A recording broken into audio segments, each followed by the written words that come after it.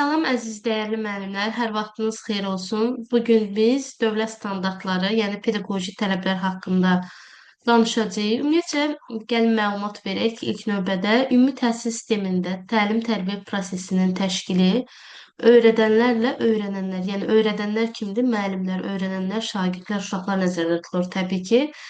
Öyrənənlər arasında subyekt prinsipinə uyğun qarşılıqlı əməkdaşlıq əsasına aşağıdakı tələblər nəzərə alınmaqla qurulur. Subyekt anlayışına əsaslanır. Baxın, bəzən müəllimlər yanlış anlayır. Bu məsələ öyrədənlə öyrənən arasındakı məsələ subyekt, yəni öyrənən aktiv öyrənən tərəfdir, yəni qarşı tərəfdir. Birinci növbədə bizim pedaqoji tələbimiz olacaq, deməli, pedaqoji prosesin tamlığı. Bəs pedaqoji prosesin tamlığı nəyə əsaslanır? Biz burada gəlin baxaq. Təhsilin məqsədlərinin öyrədici, tərbiyə edici, inkişaf etdirici xarakter daşıması. Yəni, bunlar üçü birgə şəkildə vəhdət təşkil edir. Öyrədici məqsəd odur ki, müəllim yeni dərslə bağlı materialları şagirdlərə mənimsətmiş olsun. Fərqi yoxdur, hər hansı bir mövzunu izah edəndə, keçəndə mütləqdir ki, yəni verdiyi məlumatlar uşaqlar tərəfindən mənimsənilsin, öyrənilsin və mənimsətmiş olsun. Tutaq ki, nitq hissələri haqqında danışır və yaxud da isim, sifət, say haqqında danışır, mütləq uşağa mənimsətməlidir. İnkişaf etdirici məqsəd odur ki, şagirdin bugün öyrəndikləri, əldə etdikləri bilik, bacarıq və onun əvvəl öyrəndiklərinin nisbətən inkişaf etmiş olsun. Yəni, bugünkü gün daha da müsbət şəkildə inkişaf etsin, digər öyrəndikləri ilə bugün öyrəndiklərini müqayisə etsin və daha da inkişaf etmiş olsun. Tərbiyə edici məqsəd də ondan ibarətdir ki, dərsdə öyrəndiyini sadəcə əzbərləməsin, həyati əhəmiyyətini də anlamış olsun. Yəni sadəcə dərsdə öyrəndim, bitdi, getdi deyil, həyati əhəmiyyətini də anlamış olsun, başa düşmüş olsun. Məsələn, izah edək, yol hərəkət qaydalarıdır ki, şagird 45 dəqiqə ərzində yol nişanlarını mənasını öyrənir. Məsələn, hansı rəngdə dayanmaq lazımdır, hansında yolu keçmək lazımdır, yol hərəkət qaydalarını bilməlidir. Burada bu öyrədici funksiya nəzərə alınır. Yəni, əgər yol hərəkət qaydaları barədə məlumatlıdırsa, bu olacaq öyrədici funksiya. Əgər amma şagird dərs ərzində bu mövzu ilə bağlı bütün suallarına cavab tapırsa və öyrəndiklərini əvvəl biliklərinə nisbətən daha da inkişaf etdirirsə, təkmilləşdirirsə, bu təbii ki, olacaq inkişaf etdirici mühit. Tərbiyə edici mühit isə yol hərəkət qaydalarının vacibliyini bilir, həyati əhəmiyyətini anlayır və bunları nəzərə alır. Artıq məsələn uşaq yolu keçərkən daha diqqətli olur, hansı rənglərdə necə dayanmalıdır, nə etməlidir, bunlar haqqında məlumatlı olur. Yəni bunların hər üçü kompleks şəkildə həyata keçirilməlidir. Bu pedaqoji prosesin tamlığıdır. Yəni bunun açar sözü öyrədici, tərbiyə edici, inkişaf etdirici xarakteri daşımasıdır. Digər bir tərəfdən, təhsildə bərabər imkanların yaradılması ikinci pedaqoji tələbimizdir. Müəssisənin təhsil infrastrukturu burada nəzərdə tutulur və təhsil alanlar üçün eyni təlim şəraitinin təmin edilməsi. Yəni, təlim şəraiti elə olmalıdır ki, heç bir uşaq təhsildən kənarda qalmamalıdır. Onların istəyinə, meylinə, marağına, potensialına uyğun olmalıdır. Yəni, qaydamızda da belə izah edir ki, təhsildə bərabər imkanların yaradılması müəssisənin təhsil infrastrukturuna uyğun olaraq təhsil alanlar, yəni şagirdlər üçün eyni təlim şəraitinin təmin edilməsi, təhsil prosesini şagirdlərin meyl, marağı, potensial imkanlarını nəzərə almaqla tənzimləməsidir. Məsələn, məktəbin infrastrukturu, maddi-texniki təminatı, müasir texniki vəsaitlər, məktəbin burada stadionu, laboratoriyası, ağıl lövhəsi, informatika otağı. Burada yəni bütün siniflər və bütün şagirdlər bərabər şəraitdə istifadə etməsi üçün lazımi imkan yaradılmalıdır. Məsələn, müəllim düşünməməlidir ki, mənim sinifdə 10 dənə məsələn yaxşı oxuyan uşağım var, yerdə qalanlar zəifdir, orta dərəcədə oxuyur. Onları daha ön plana çəkin və yaxud onlar məsələn informatika, kompüter dərsidir. Onlar məsələn kompüterin qarşısında otursun, digərləri oturmasın. Belə bir düşüncə tərzinə yol vermək olmaz. Yəni hər bir uşaq bərabər hüquqlu olmalıdır. Təhsildə bərabər imkanlar yaradılmalıdır. Və ələxüsusda şagirdin intellektini öyrənmək lazımdır. Uşağın öyrənmə tərzini öyrənmək lazımdır. Məsələn, uşaq hansı öyrənmə tərzində daha yaxşı aktiv olur. Məsələn, audialmı, kinestetikmi, vizualmı, oxuyub yazaraqmı? Məsələn, mövzu həndəsi fiqurların öyrədilməsidirsə, müəllim vizual öyrənənlər üçün şəkil videolardan istifadə edə bilər. Axı biz vizual öyrənmədən bəhs edəndə demişdik ki, göz, yəni burada vizuallıq nəzərdə tutulub ki, uşaq gördüyünü daha yaxşı yadında saxlayır. Belə öyrənən uşaqlara uyğun şəkil videolardan istifadə etmək lazımdır. Kinestetik öyrənənlər necə idi? Bəs toxunaraq öyrənirdilər, toxunaraq dərk edirdilər ki, məsələn, əvvəlcədən hazırlanmış həndəsi fiqurlara toxunurlar və yaxud da kağızdan özləri fiqurlar hazırlayırlar. Burada əsas məqsəd kinestetik öyrənənlər üçün əl hərəkətləri, yəni toxunaraq nə isə öyrənməkdir. Bu kinestetik öyrənməyə aiddir. Audial öyrənənlər isə məsələn fikirlərini şərh edirlər, müzakirə aparırlar, ucadan oxuyurlar. Bunların hər biri audial öyrənmədir. Və sonuncu öyrənmə tərzi olan isə oxuyub yazaraq öyrənmədir ki, burada səssiz oxuyaraq və yaxud da qeyd edərək belə şagirdlər olur da, məsələn, ən çox qeyd aparır. Məsələn, bir söz deyən kimi başlayır onu qeyd aparmağa, konspekt eləməyə. Hər bir kəsin, hər bir şagirdin özünün öyrənmə tərzi olur və bunu müəllim bilərək uyğun şəkildə, yəni uşaqlara öyrətməlidir. Deməli, daha çox uşaqlar audial, vizual, kinestetik oxuyub yazaraq öyrənmədən istifadə edirlər. Üçüncü pedaqoji prosesimiz, daha doğrusu üçüncü tələbimiz şəxsiyyət yönümlülükdür ki, şəxsiyyət yönümlülük haqqında biz bir qədər məlumatlıyıq.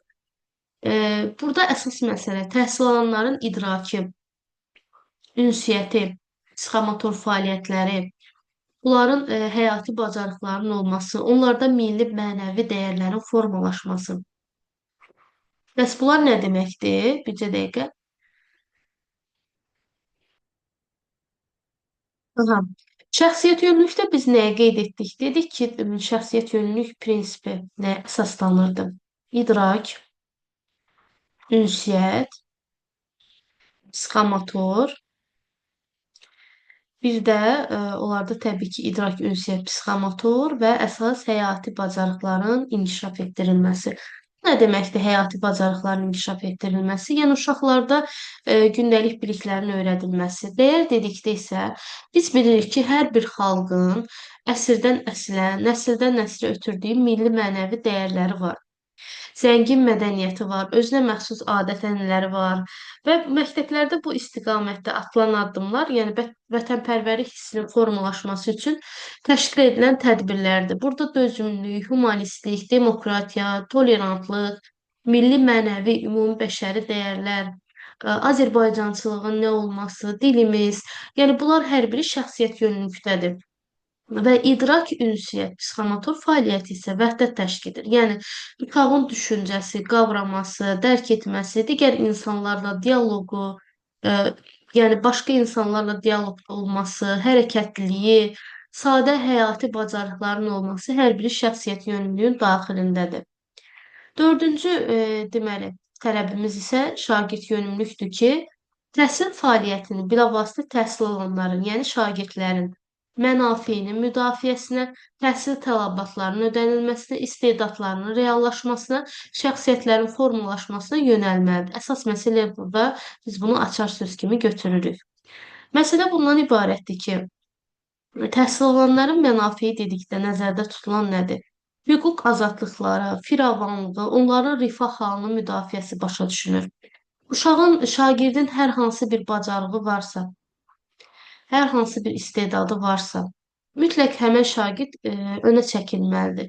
Ola bilər uşağın rəsm çəkmək bacarığı güclüdür, çox gözəl natiqlik qabiliyyəti var, şeir danışmaq qabiliyyəti güclüdür və həmin qabiliyyətlərin inkişaf etdirilməsi üçün şərait yaratmaq lazımdır. Və qərar verməyin şagirdlərin ixtiyarına verilməsi, şagirdlərin öz yanaşmalarının ortaya qoyulmaları üçün şəraitin yaradılması, şagirdlərdə təfəkkürün inkişafının formalaşması üçün tapşırıqların verilməsi təbii ki, aid olacaq. Deməli, şagird yönümlülük şagird yönümlülük prinsipinin reallaşmasına xidmət edir. Müəllim şagirdlərin şuurunu hərəkətə gətirməli, yəni bir növ düşünməyə onları sövq etməlidir. Müəllim şagirdlərin şuurunu hərəkətə gətirməsi vacibdir, onları düşünməyə vadar etməlidir, fikir yürütməyə, yaradıcı olmağa vadar etməlidir. və şagirdlər üçün faydalı olan fəaliyyətləri icra etməyi bacarmalıdır. Məsələn, deyək ki, müəllim qrup işi zamanı qaydalar müəyyənləşdirir.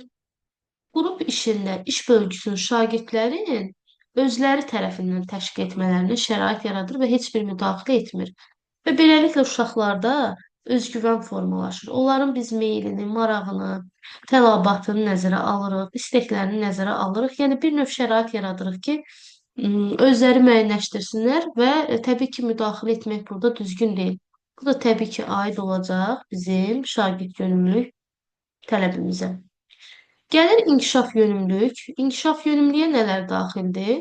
İnkişaf yönümlülük şagirdlərin təhsil nailiyyətləri, baxın, nailiyyətlər, təhsildən alınan nəticələr, bunların hər biri açar sözlərdir. Onları inkişaf perspektivlərini ehtiva edən kompleks tədbirlərin həyata keçirilməsidir, birgə tədbirlərin həyata keçirilməsidir. Müəllim hər zaman nə etməlidir? Uşağı müşahidə etməlidir, onun nəticələrini təhlil etməyə bacarmalıdır, analiz etməlidir. Səbəb ondan ibarətdir ki, uşağın güclü tərəfləri nələrdir, zəif tərəfi nədir, hansı mövzuda daha yaxşıdır, hansında daha zəifdir, riyazi qabiliyyətimi var, Azərbaycan dilini mi daha yaxşı bilir və s. Bu kimi məsələləri nəzərə almalıdır. Tutaq ki, müəllim bugün riyaziyyat fənnindən uşaqlara kubun tam səthinin sahəsini hesablamalarını öyrədir. Lakin uşaqlara, şagirdlərə verdiyi tapşırıqları analiz edəndə müşahidə edir ki, mövzunu qavramayıblar. Sonra müəllim hansı addım atmalıdır sizcə? Təbii ki, dərsi ötürə-ötürə, keçə-keçə getməli deyil. Yəni bunu bilmədi, mənim proqramımda belədir. Mən ardıcıl hamısını keçməliyəm. Məsələ o deyil. Keçə bilər, amma əsas məsələ ondan ibarətdir ki, həmən mövzu mənimsənilsin, həmən mövzu öyrənilsin. Əgər planında dəyişiklik edərək yeni mövzu tədris etmirsə, həmən mövzu uşaqlara möhkəmləndirirsə, deməli, bu zaman nə etmiş olur? İnkişaf yönümlülük tələbini həyata keçirmiş olur. Nəticədə inkişaf baş verir və çətinliklər aradan qalxır. Digər bir məsələ. Tutaq ki, olimpiyadalar olur, məktəblər arası məntiqi yarışmalar olur, tarixdən ola bilər, başqa fənlərdən ola bilər və s. Burada məsələn müəllim baxır, analiz edir ki, məktəb müəllimləri öz şagirdlərinin səhvinə baxırlar, onları üzə çıxararaq növbəti inkişaf etdirici tədbirlərinin fəaliyyətini planlaşdırır. Məsələn, bu uşaq nə idi zəif olubdu, hansı sualda zəifliyi olubdu, yəni bunları üzə çıxardır və bunların üzərində işləməyə başlayır. Bu da inkişaf yönümlü tələbimizə aid. Gəlir fəaliyyətin stimullaşdırılması. Nə deməkdir? İlk öncə qaydasını oxuyaq. Təhsil prosesinin səmərələrinin artırılması, şagirdlərin təlim marağının yüksəldilməsi üçün onların nailiyyətlərinin izlənilməsi və dəyərləndirilməsi istiqamətində tədbirlərin görülməsidir. Stimul nə deməkdir ümumiyyətcə, əziz müəllimlər? Stimul həvəs deməkdir.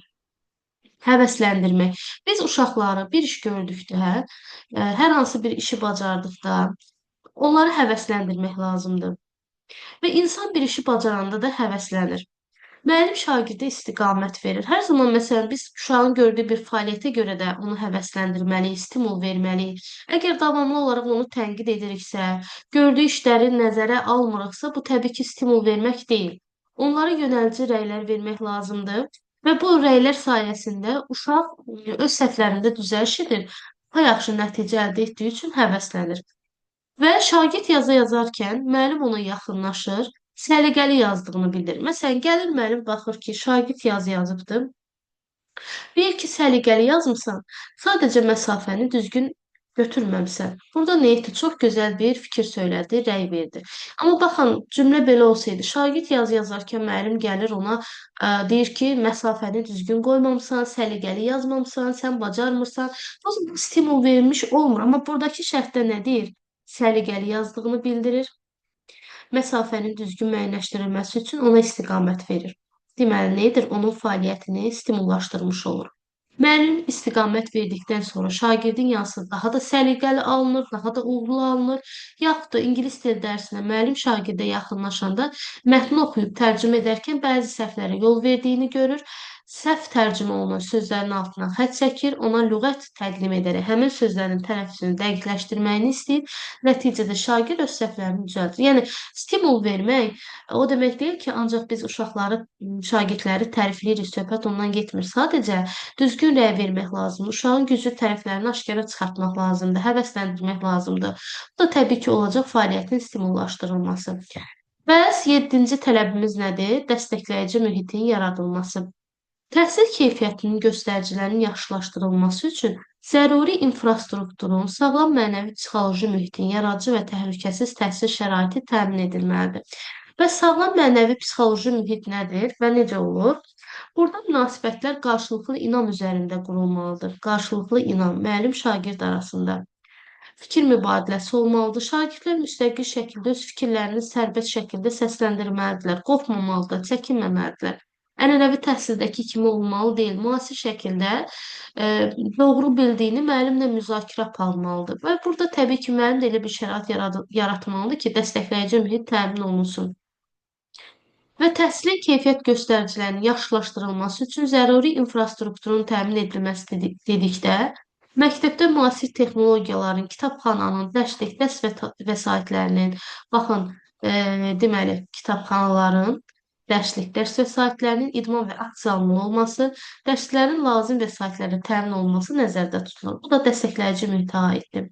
Digər bir tərəfdən müəllim məsələn saat mövzusu tədris edərkən əyani vəsaitlərdən istifadə edərək bunu öyrətsin uşaqlara daha yaxşı, daha gözəl mənimsəmiş olurlar və məsələn tərəzi çəki daşlarından istifadə edirsə, ədəbiyyat dərsində mövzuya, məsələn Füzuli haqqında danışırsa, onun əsərlərinə aid şəkillər göstərə bilər, özünə aid rəsmlər göstərə bilər. Burada deməli dəstəkləyici mühiti nəzərə almış olur. Əyani vəsaitlərdən istifadə edərək.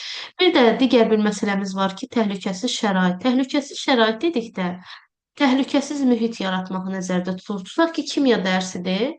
Laboratoriya otağında hər hansı bir iş görülür. Uşaqların təhlükəsizliyini təmin etmək lazımdır. Uzaq olsun, uşağın başına bir iş gələrsə, əlinə kimyəvi maddə tökülərsə, hər hansı bir xəsarət alarsa, burada məsuliyyətli şəxs müəllimdir. Çünki əvvəldən tədbirini almayıbdır, dəstəkləyici mühiti yaratmayıbdır. Bunlara təbii ki, diqqət etmək lazımdır. Bu da olacaq bizim dəstəkləyici mühitimizə aid məsələ. Gəldi inklüzivlik. İnklüziv haqqında çoxlu məlumatlar var. Ümumiyyətcə nə deməkdir? Bunu biz asan şəkildə necə yadda saxlaya bilərik? Əlçatanlıq burada nəzərdə tutulur, təbii ki.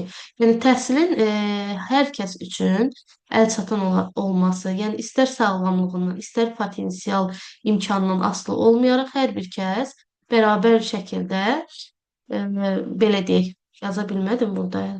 Bir dəqiqə. Qələmdə problem var. Neyse, alınmadı. Hə, inklüzivlik dedikdə fiziki, psixi, intellektual xüsusiyyətlərin və sağlamlıq imkanlarından asılı olmayaraq təhsilin bütün uşaqlar üçün əlçatan olması. Baxın, elə burada var əlçatan sözü.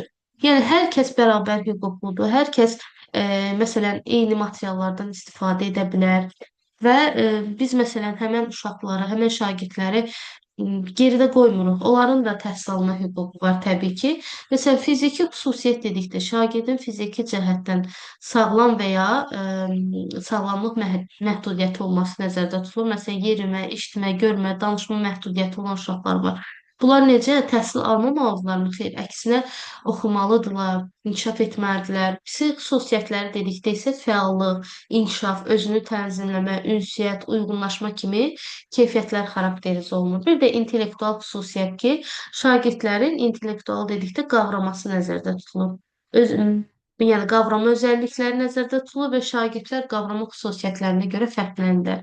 Fikrimizi belə cəmləyə bilərik ki, fiziki, intellektual, psixi xüsusiyyətlərdən asılı olmayaraq bütün şagirdlərin eyni ortamda təhsil alma hüququ var və müəllim bu xüsusiyyətlərdən asılı olmayaraq bütün şagirdlərlə iş aparmalıdır, bütün şagirdlərə dərsi maraqlı yaratmalı. Məsələn, onsuz da inklüzivdir, onsuz da fiziki cəhətdən məhduddur, onun oxuma haqqı yoxdur, onsuz da eşitmir, eyni sözü iki dəfə təkrarlamayın. Belə düşüncə əsla olmaz təbii ki, inklüziv insanlara, uşaqlara qarşı diqqətli olmalıyıq.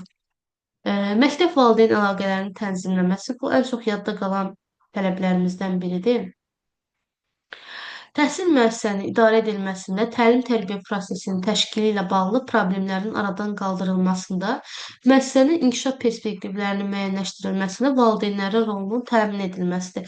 Yəni valideyn iclaslara gələ bilər, valideyn tədbirlərə gələ bilər, valideyn hər hansı bir məsələ ilə bağlı təklif iradını söyləyə bilər. Təbii ki, hörmət çərçivəsində sözünü deyə bilər. Və mütəmadi olaraq təbii ki, məktəblərə gəlirlər və təhsil müəssisələrinin idarə edilməsində valideynin rolu dedikdə, valideynlərin təhsil müəssisəsi ilə, müəllim və məktəb psixoloqu ilə əsas nədir burada? Əməkdaşlıq etməsidir, birgə olmasıdır. Övladının təlim-tərbiyəsi ilə bağlı bütün problemlərin aradan qaldırılmasında yaxın iştirak etməlidir, övladı haqqında məlumat almalıdır və həmçinin daxili intizam qaydalarına riayət etməlidir. Bu ən çox yadda qalan tələbdir. Məktəb valideyn əlaqələrin tənzimləməsi. Deməli, nələr oldu? 9-cu tələb məktəb valideyn əlaqələri, 8-ci inklüzivlik, 7-ci dəstəkləyici mühit, 6-cı fəaliyyətin stimullaşdırılması, 5-ci inkişaf yönümlülük, 4-cü şagird yönümlülük, 3-cü şəxsiyyət yönümlülük, 2-ci təhsildə bərabər imkanların yaradılması, birinci isə pedaqoji prosesin tamlığı.